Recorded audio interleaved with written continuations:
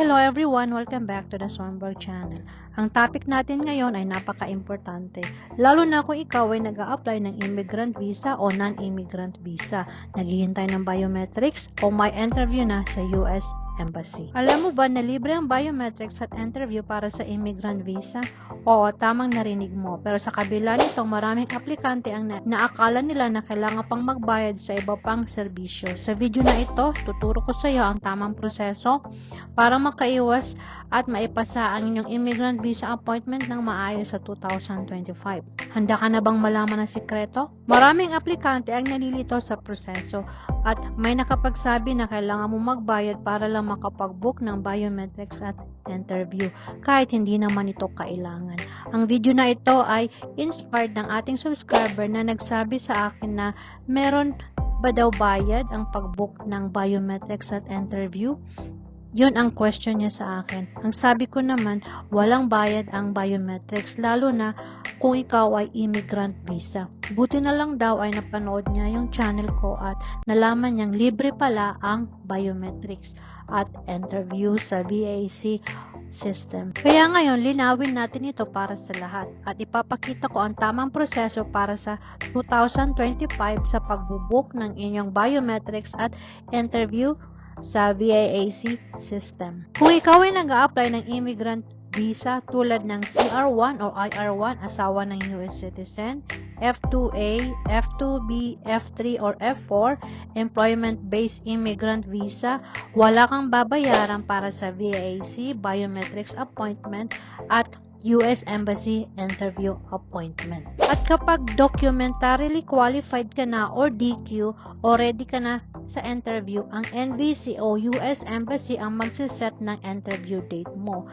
Libre ang VAC appointment, walang booking fee, walang appointment fee at walang priority slot fee. Kung may humihingi ng bayad para dito, mag-ingat sa maling alok at laging suriin ang official na source or website. Ilan sa mga sinasabi ng iba na hindi totoo. Bayad ka muna para mabook ang biometrics mo. May separate fee ang VAC appointment.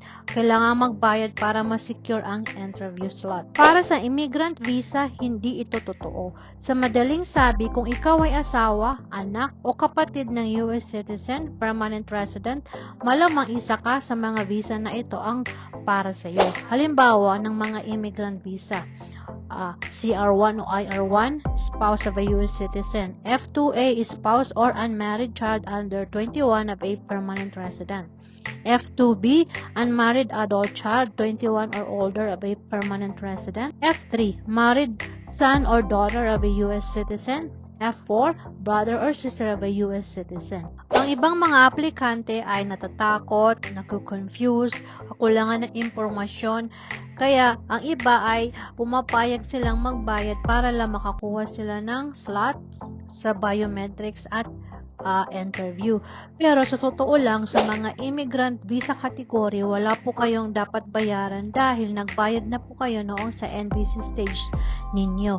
So ulitin ko po, libre po ang pag-book ng VAC biometrics at interview. Kaya napaka-importante na alamin ang tamang proseso mula sa mga official na source katulad ng ustraveldocs.com. Pag-usapan naman natin ang non-immigrant visa katulad ng B1 or B2 tourist visa, F1 or student visa, or H1B, J1 or K1 fiancé visa.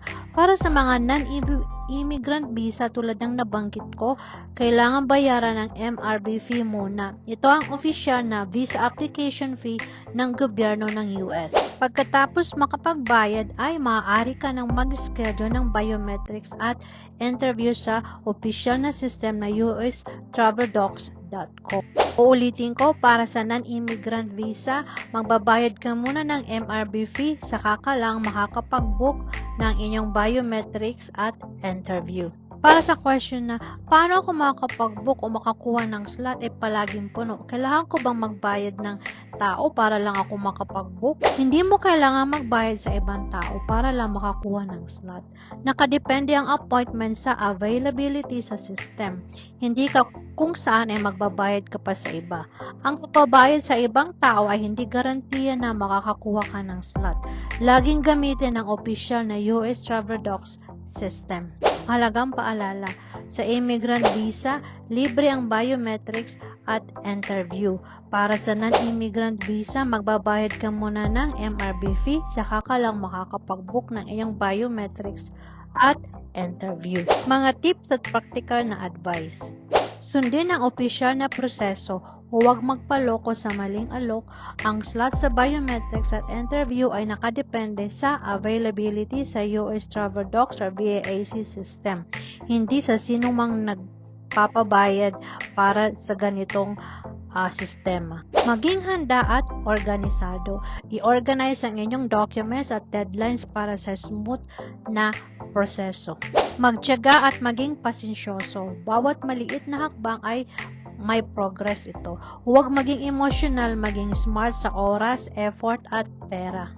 Maniwala sa pangarap mo. Kahit may delay o problema, lahat ng problema ay may solusyon. Kaya mo ito. Para sa mga immigrant visa, laging i-check mismo ang available dates at mag-book online para siguradong ligtas at tamang proseso sa pagbubook ng inyong interview or biometrics. Para naman sa mga non-immigrant visa, kailangan nyo magbayad muna ng MRB fee, saka lang kayo makakapag-book ng biometrics at interview.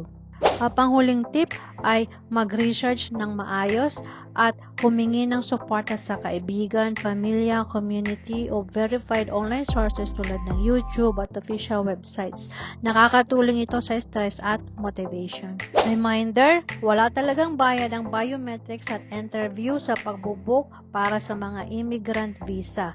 At para naman sa non-immigrant visa, kailangan mo muna magbayad ng MRB fee bago ka makapag-book ng biometrics at interview. At kung magbabayad ka sa ibang tao, walang kasiguraduhan na makakakuha ka ng slot dahil nakasalalay mismo ang booking sa BAAC system. Sana po ay may natutunan kayo sa video natin ngayon. Tandaan, ang proseso ng immigrant visa ay maaari nakaka-stress at nakakalito.